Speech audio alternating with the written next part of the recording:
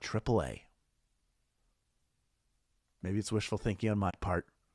Yeah, the American Automobile Association is something pretty much all of us have a membership for if we're here stateside.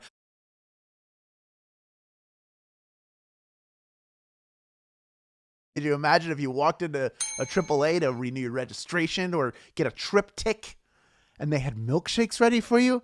Oh, I hope that day comes. But hey, 97% of you knew that is not a current AAA service, and that is pretty good. Already all the people out have come right back in using one of their free rejoins, no doubt. And then some of our stragglers coming in as well, almost 25,000 of you playing in the game and 24,000 of you still in contention for the grand prize. Let's move on. I've got a bonus SB for anyone who can correctly answer question number 2. Here it is. Which of these products would you buy from Duncan Hines? Is it radial tires, brownie mix, or stockings? What does Duncan Hines make?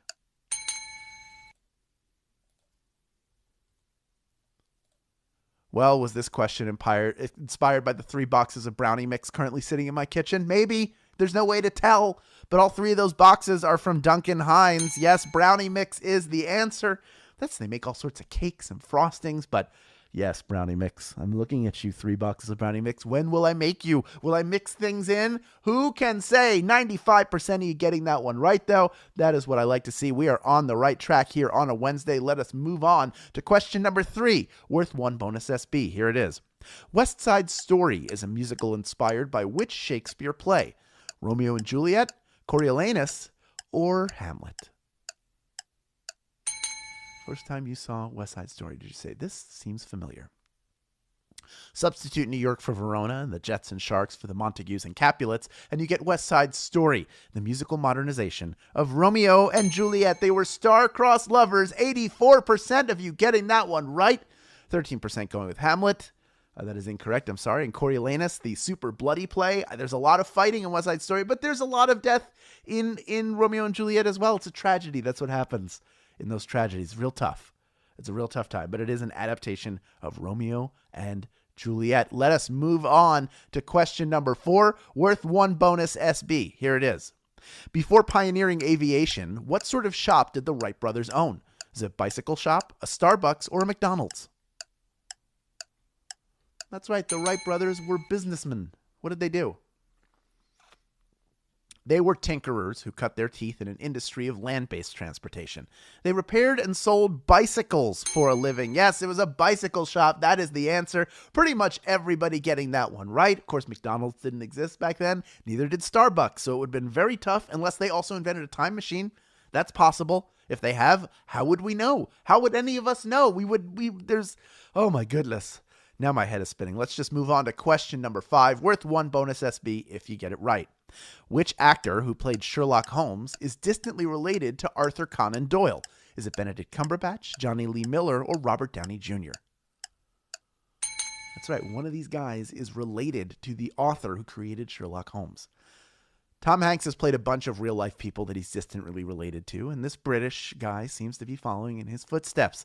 Talking about Benedict Cumberbatch. Benedict Cumberbatch is the answer. 69% of you getting that one right. Of course, all 3 of these men did play Sherlock, but if you've seen the Benedict Cumberbatch, the Sherlock series, it's fantastic. So good. So is Elementary with Johnny Lee Miller, and the Sherlock Holmes movies with Robert. They're all very good. They're very good. It's a very good character. We enjoy following the character. Hey, of the 31% of you who got out, over half of you back in. There's still almost 19,000 of you vying for a piece of our $1,000 grand prize. Let us move on to 1 bonus SB if you can correctly answer question number 6. Here it is. Which of the following vegetables is classified as a berry? Is it lettuce, eggplant, or carrot? That's right. One of these is technically a berry.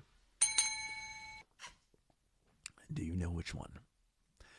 It's the fact that it contains soft, edible seeds that makes it a berry. Even though it's technically a fruit, we treat eggplants as vegetables. Eggplant is the answer. Well done. 95% of you getting that one right. Hey, that wasn't a gimme.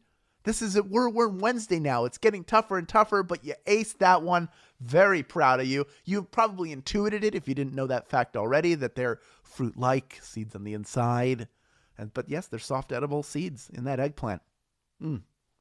Not an eggplant fan. Let's move on to question number 7. It's worth 1 bonus SB if you get it right. Here it is. Which hero is the last son of Krypton? Is it the Green Lantern, the Atom, or Superman? Who is the last son of Krypton? While there are several Kryptonians still alive, like his cousin Lara, the entire city of Kandor, and Zod, Kal-El was born just before being sent to Earth to become Superman. Yes, he is from a planet that is no more, that being Krypton, so they call him the last son of Krypton. 90% of you getting that one right, remembering that particular piece of comic book lore. And hey, comic book knowledge may help you in the coming weeks. And I'm not going to say any more than that. Let's move on to question number 8. It's worth 1 bonus SB if you get it right. Here it is. Phrases like wild goose chase and off with his head come from which writer?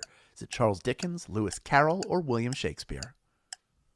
Who coined those phrases? Who was it? They're run-of-the-mill phrases now, but somebody had to coin them, so why not one of the greatest writers in history? I'm talking about William Shakespeare. That is the answer.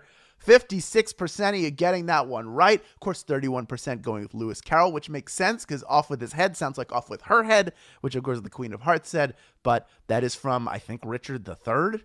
I think that's the play that it's from one of the Richard plays. That somebody says that, and he coined that phrase. It's crazy to think he is the first person who wrote that down, as well as wild goose chase. We use that all the time. But hey, 44% of you out. I don't like to see that, but almost half of you back in. That I do like to see. There's over 12,800 of you still in it to win it, by which I mean our grand prize. So let us move on to 1 bonus SB in question number 9. Here it is. On Bewitched, how did Samantha cast her spells? Was it twitching her nose, blinking her eyes, or whistling? How did she activate her magic powers? Between Samantha Stevens and Jeannie from I Dream of Jeannie, we had all the magic we could handle in primetime television. Jeannie used her powers by blinking, while Samantha twitched her nose. That was the noise it made. 97% of you, 12,461 people, got that one right. And you are ready for our final question, folks.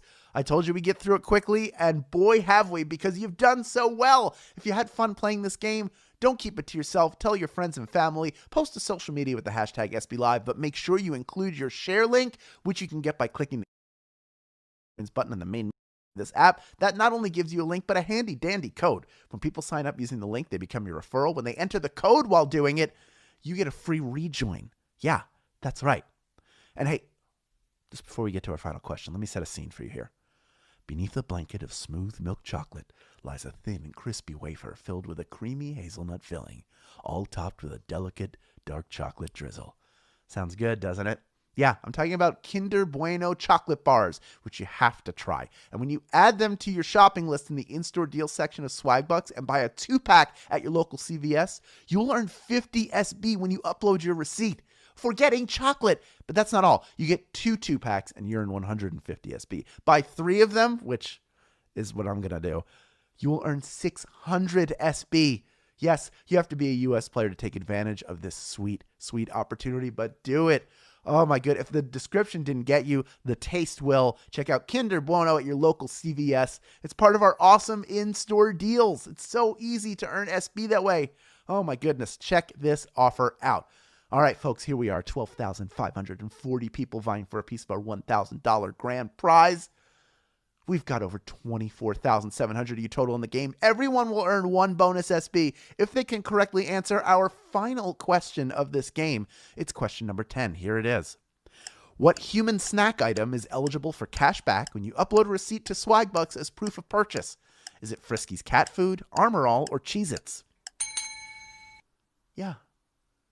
Even more, just there's chocolate, or you can get these. They're little orange squares from heaven. When you buy any variety of them at participating stores like Walmart, Kroger, and Costco, you can earn 45 SB for uploading that receipt. I'm talking about Cheez-Its, folks. Yes, Cheez-Its. 4,838 of you knew that answer, and you are splitting our grand prize. Well done to each and every one of you. Oh my goodness, earning 21 SB in grand prize money, plus the bonuses you earned along the way. Atomic Navidi, you exploded onto the scene and you are a winner. SB Trivia Night, I bet you had a good trivia night because you are a winner. And Powerbank 678, you powered your way to a win today. Congratulations to each and every one of you. And of course, all the folks who are playing along for bonus SB and claim them, you are winners too. Now that you have your SB, you know what to do with them, right? Yeah, you redeem them for PayPal cash or gift cards to Amazon, Starbucks, Target, and hundreds of other